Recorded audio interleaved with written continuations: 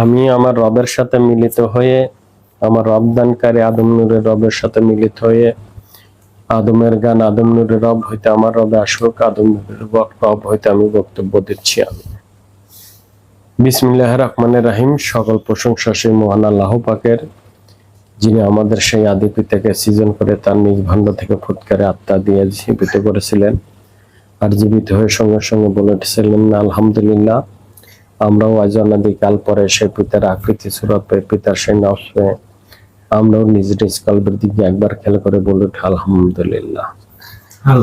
পরে যে নবীন নবতে আমরা হাজির হয়েছি, তিনি হলেন বিশ্ব নবী এবং ইসলাম ধর্মের প্রচারকারী এবং এই দিনী ধর্ম প্রতিষ্ঠাকারী সেই নবীর শানে একবার খাস দরুদ শরীফ পাঠ করি। আল্লাহুম্মা সাল্লি আলা সাইয়্যিদিনা মাওলানা মুহাম্মদ।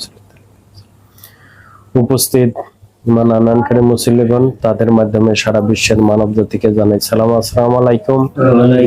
আমি আদম নূরের বাণী সকল মানব জাতির কাছে পৌঁছা দিচ্ছি। আমি নফসের জাতে আদম, রব্বের জাতে আদম। আজ পূর্ণিমা, প্রত্যেক মাসের পূর্ণিমাতে আদম নূরের জালসা হয়। আজ পূর্ণিমা এবং সাপ্তাহিক অনুষ্ঠান দুটা একসাথেই হয়েছে, তাই আমরা সেই অনুষ্ঠান মুর্শিদ পাকের তরফ হতে পালন করছি এবং সেখান থেকে মুর্শিদ পাকের সেই সত্য নিয়ে কিছু আলোচনা করছি বিশ্বের মানব জাতির জন্য। তে সত্য এবং মিথ্যা দুটো শব্দ, এবং কোরআনেও একটি আয়াতে বলা হয়েছে সত্য আগত মিথ্যা দূরীভূত, আর এটা হবারই ছিল। তাহলে সত্য আগত মিথ্যা দূরীভূত, আর এই সত্য যে আগত এটা হবারই ছিল। এই কোরআনের এই আয়াতটাকে যদি আমরা লক্ষ্য করি, তাহলে এই কোরআন যতদিন ছিল না, কোরআন যতদিন আসে নাই, এই দ্বীনি ধর্ম যতদিন আসে নাই, ততদিন সকল কিছুই মিথ্যার উপর ছিল। যা কিছু এসেছে সকলই মিথ্যার ভিতর ছিল। তে এই যে সকলই মিথ্যার ভিতর ছিল, তাহলে মিথ্যা কি ছিল? তাহলে কি সেইগুলো মিথ্যা ছিল? তাহলে অবশ্যই দেখা যাবে যে অতীতের যত ধর্ম ছিল, যত এই ধর্ম মানুষ ছিল, যত ধর্ম আনা হয়েছে সকলই মিথ্যা ছিল। কারণ এই ধর্ম মেনে, এই পূজা করে কেহই সেই ধর্মের ধার্মিক হতে পারে নাই।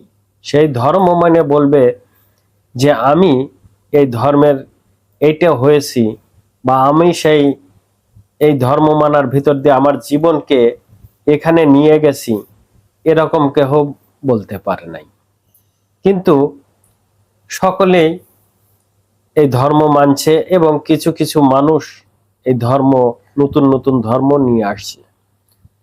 যারা নবী দাবি করছে, যারা দেবতা দাবি করছে, তারা এই ধর্ম একের পর এক আনছে এবং এই মানুষ সেগুলো পালন করছে।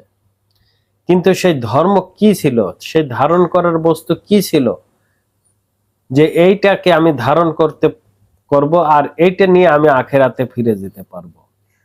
সেই নবীরাও আপনাদের জানায় নাই, আপনারাও সেই ধর্ম পালন করে তার কোনো পরিচয় দিতে পারেন নাই যে আমি এই ধর্ম পালন করে আমি সেই মানব জাতি হয়েছি, বা আদম জাতি হয়েছি, বা এই গরুর জাতি হয়েছি, বা ছাগলের জাতি হয়েছি, বা গাছের জাতি হয়েছি।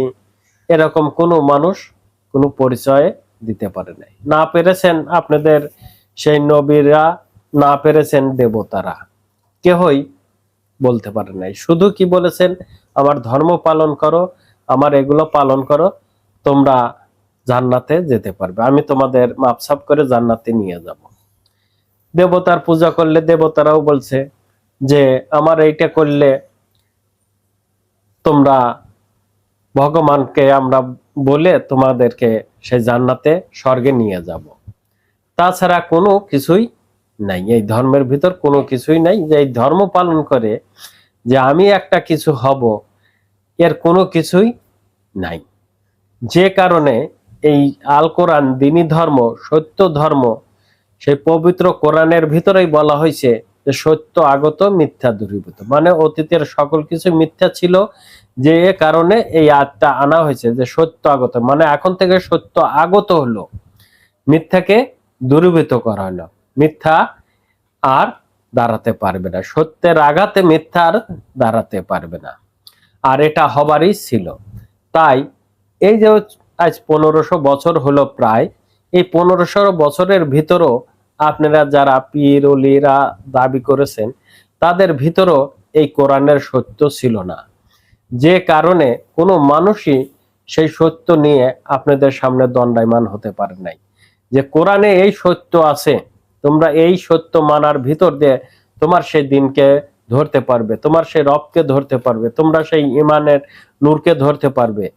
কোরআনে তো আরেকটা আয়াতে বলা হয়েছে যে তোমরা এই নবমণ্ডল থেকে ভূমণ্ডলে আসতে পারবে না যতক্ষণ সেই সার্টিফিকেট গ্রহণ না করতে পারো। তাহলে সেই সার্টিফিকেট কি?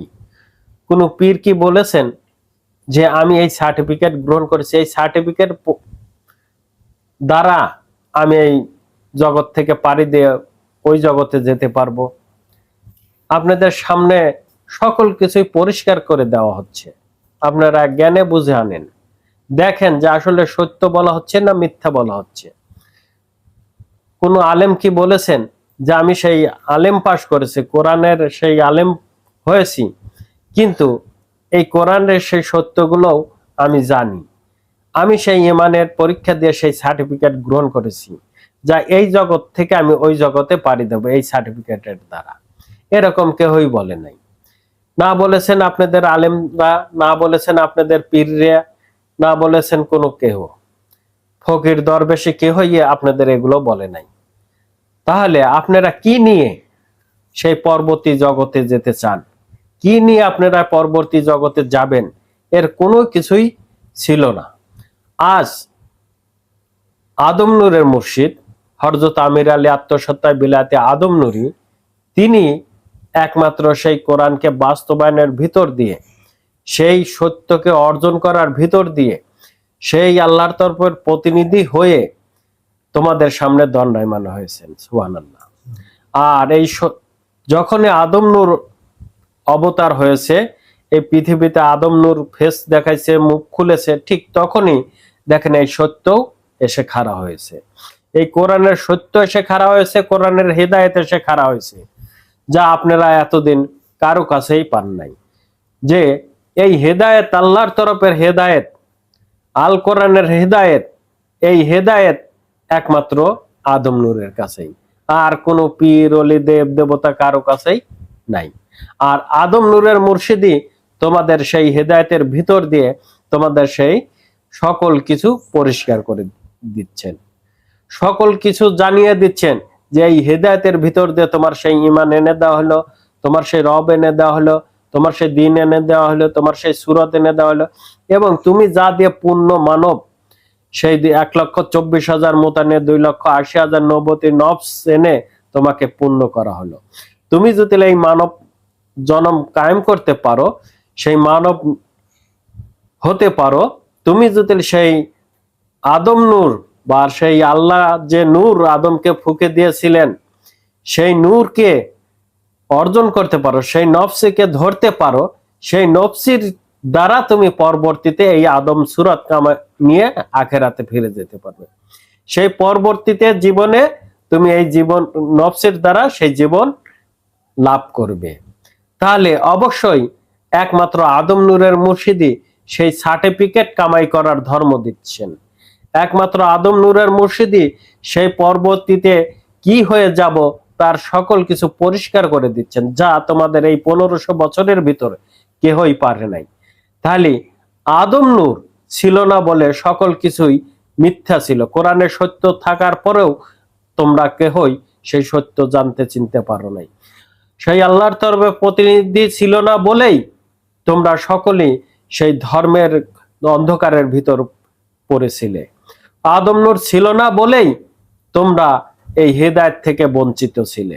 আদম নূর ছিল না বলেই তোমরা সেই আদম সূরত, যেটা বিশ্ব নবী বলেছেন যে আদম সূরতই ছাড়া কেউ জান্নাতি না, তোমরা কেহই সেই আদম সূরতেও কামাই করতে পারো নাই।